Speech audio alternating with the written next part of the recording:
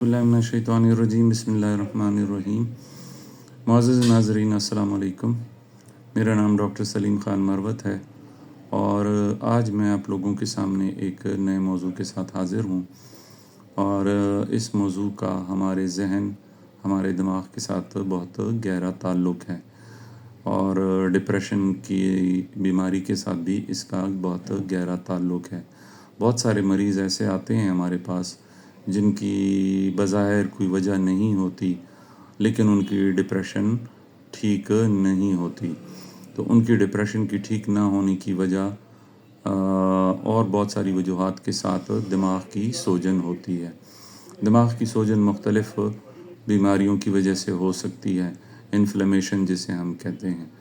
और इन्फ्लेमेशन जो है वो दिमाग के फंक्शंस को डिस्टर्ब कर देती है और उसकी वजह से दिमाग प्रॉपर तरीके से काम नहीं करता। तो जिस तरह मैं आमतौर पर बात करता हूँ कि लोग माहिर नफ्सियात के बारे में ये कहते हैं कि माहिर नफ्सियात सिर्फ बातों के डॉक्टर होते हैं, तो ये बिल्कुल गलत ख़्याल है। ये लेटेस्ट एक स्टडी है 2025 की दिसंबर की जर्नल ऑफ क्लिनिकल साइकेट्री में ये आर्टिकल पब्लिश हुआ है कि अगर ऐसे मरीज़ जिनका डिप्रेशन ठीक ना हो रहा हो और ऐसा लगे कि उनका डिप्रेशन रेजिस्टेंट है, यानी किसी दवाई को रिस्पॉन्स नहीं दे रहा, तो उनमें दरअसल दिमाग की सोजिश होती है, दिमाग की सूजन होती है। और उनमें एक सिंपल ब्लड टेस्ट जिसे हम CRP कहते हैं, जो कि जिस्म में किसी भी इन्फेक्शन या इन्फ्लेमेशन की निशानदही करता है। तो अगर वो हम CRP करें तो 3 में से 1 मरीज़ का CRP लेवल ज़्यादा होता है और CRP लेवल हमें ये बताता है कि इस मरीज़ के दिमाग में इन्फ्लेमेशन है या जिस्म में किसी हिस्से में इन्फ्लेमेशन है। तो हम फिर मज़ीद इन्वेस्टिगेशंस भी करते हैं डिप्रेशन के लिए, थायराइड फंक्शंस टेस्ट भी करते हैं, हम सीरम कॉर्टिसोल लेवल भी करते हैं और इन्वेस्टिगेशंस भी करते हैं। लेकिन ये एक सिंपल टेस्ट इस स्टडी में यूज़ किया गया है और उनके सामने ये तहकीक से ये साबित हुआ कि CRP लेवल जिनका रेज्ड होता है उनमें रेजिस्टेंट डिप्रेशन होती है, जो कि अद्वियात को रिस्पॉन्स नहीं देती, जो कि साइकोथेरेपी को भी रिस्पॉन्स नहीं देती।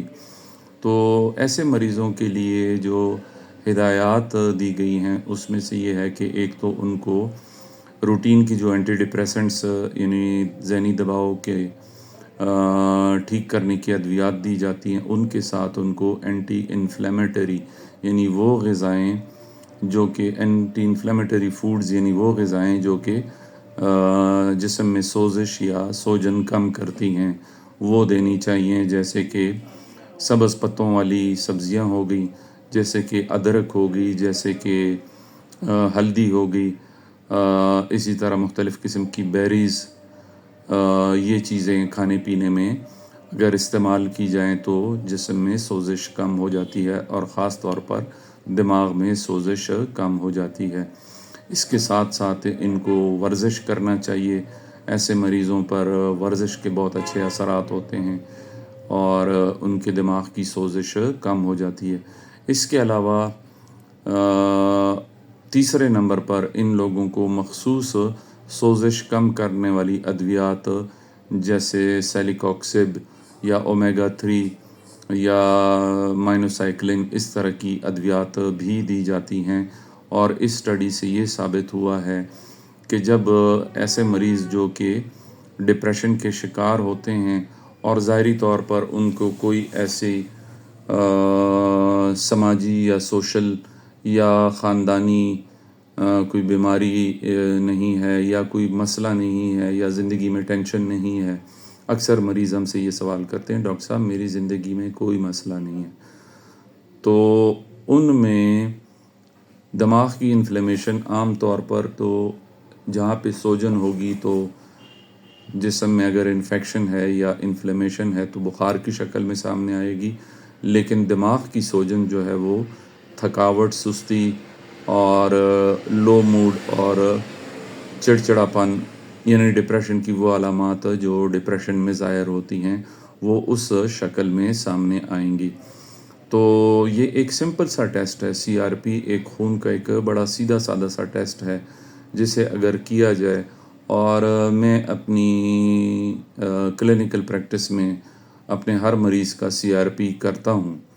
تو اگر سی آر پی ٹیسٹ کیا جائے اور آن ایوریج دیکھا جائے کہ 3 میں سے 1 مریض کا یہ پازیٹیو آتا ہے، تو اس کا مطلب یہ ہے کہ اس مریض کو خاموش اور ایسی ڈپریشن ہے کہ جس کو دماغ کی سوجن جس کی وجہ ہے۔ پھر عام طور پر لوگ ہمارے معاشرے میں کھانے پینے کے بارے میں پوچھتے ہیں۔ یہ ایک بہت عام ایک روایتی ایک چیز ہے، لوگ پرہیز اور کھانے پینے کے بارے میں پوچھتے ہیں۔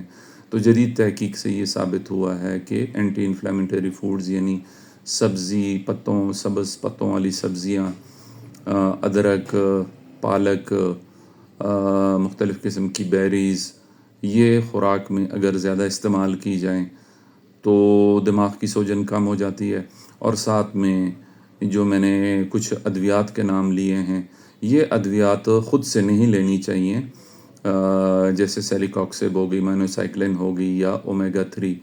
یہ ادویات ماہر نفسیات کے مشورے سے لینی چاہیے، اور ماہر نفسیات پھر آپ کو خاص طریقے سے ان ادویات کے لینے کا طریقہ بتائیں گے، اس لیے کہ خاص طور پر سیلیکاکسب جو کہ ایک پین کلر ہے اور سوزش بھی کم کرتا ہے، تو اس کو ایک خاص طریقے سے استعمال کرنا ہوتا ہے، ورنہ وہ جسم کو نقصان بھی دے سکتا ہے، وہ معدے میں سوزش پیدا کرتا ہے اور اس کے اور بھی سائیڈ ایفیکٹس ہوتے ہیں۔ تو یہ سائیکیٹرسٹ کا کام ہوتا ہے کہ وہ یہ ڈیسائیڈ کرے کہ وہ آپ کو کتنی ڈوز میں یہ دے گا اور کب تک دے گا۔ تو آج کی ویڈیو سے میں نے آپ لوگوں کے علم میں ایک بالکل لیٹسٹ اسٹڈی کا ایک نقطہ آپ کے سامنے پیش کیا ہے، ایک نالج، ایک علم پیش کیا ہے کہ نفسیاتی بیماریاں ضروری نہیں کہ گھر میں پریشانیاں ہوں، ساس بہو کے جھگڑے ہوں یا میاں بیوی کے جھگڑے ہوں یا مالی پریشانی ہو۔ ڈپریشن جو ہے وہ ذہنی سوزش یعنی انفلیمیشن یا سوجن کی وجہ سے بھی ہوتی ہے، اور ایسے مریضوں میں صرف اینٹی ڈپریسنٹس ادویات کے استعمال سے ان کو فرق نہیں پڑتا۔ ان کو یہ سمپل ایک ٹیسٹ کر کے اور مزید خون کے ٹیسٹس کر کے، بلڈ سی پی یعنی کمپلیٹ بلڈ ٹیسٹ اور تھائرائیڈ فنکشنز ٹیسٹ کر کے، اور اگر ضرورت ہو تو اور بھی انویسٹیگیشنز کر کے، جیسے کہ ایم آر آئی برین، کہ کوئی دماغ میں کوئی ایسی رسولی تو نہیں ہے کہ جس کی وجہ سے سوزش ہو رہی ہے۔ تو جب یہ انویسٹیگیشنز کی جاتی ہیں تو سامنے بات آ جاتی ہے کہ اس مریض کی ڈپریشن کی وجہ کیا ہے اور اس کا ڈپریشن کیوں ٹھیک نہیں ہو رہا۔ تو میں امید کرتا ہوں کہ آج کی یہ ویڈیو آپ کے لیے کافی مفید ثابت ہوگی اور آپ کے علم میں ایک نئی بات آئی ہے، اور میں یہ پریکٹس کافی عرصے سے کر رہا ہوں، اور انٹرسٹنگلی میرے علم میں یہ بات نہیں تھی کہ اس ٹاپک پہ آلریڈی ریسرچ ہو رہی ہے۔ میں روٹین میں اپنے مریضوں کا سی آر پی کرتا رہتا ہوں۔ تو یہ ایک ٹیسٹ آپ کی زندگی میں بہت بڑا انقلاب لا سکتا ہے اور آپ کو ڈپریشن کی بیماری سے نجات دلا سکتا ہے۔ تو اگر آپ کا کبھی آپ کو ڈپریشن کی بیماری ہے اور آپ ٹھیک نہیں ہو رہے، تو آپ جب ماہر نفسیات کے پاس جائیں تو آپ ان سے کہیں کہ آپ میرے خون کے کچھ ٹیسٹس کریں۔ آپ کو پتہ ہوگا کہ کون سے ٹیسٹس ہونے چاہیے، اور ان سے کھانے پینے کی چیزوں کے بارے میں بھی پوچھیں، اور ورزش کی جو اہمیت ہے وہ تو آپ کو پتہ ہے کہ میں اپنی ہر ویڈیو میں اس پہ بات کرتا ہوں۔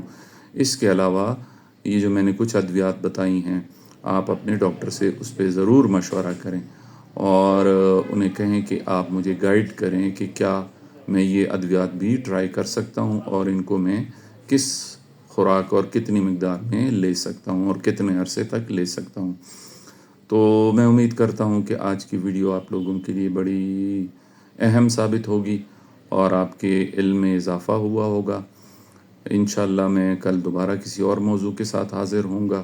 اپنے دل و دماغ، جسم و جان اور روح کا خیال رکھیں، اور اپنے ارد گرد لوگوں پہ نظر رکھیں۔ آپ کو نہیں پتہ ہوتا کہ کس انسان کو آپ کی کس مدد کی ضرورت ہے۔ کل انشاءاللہ پھر میں کسی اور موضوع کے ساتھ حاضر ہوں گا. اپنا خیال رکھیں. تھینک یو سو مچ. اللہ حافظ.